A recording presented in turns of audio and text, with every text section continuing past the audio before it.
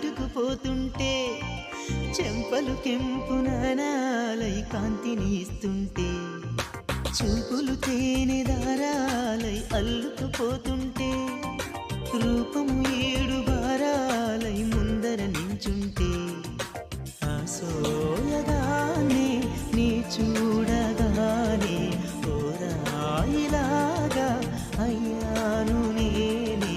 అడిగ పాదముని అడుగు వేయమని కదలలేదు తెలుసా నిజంగా కళ్ళతో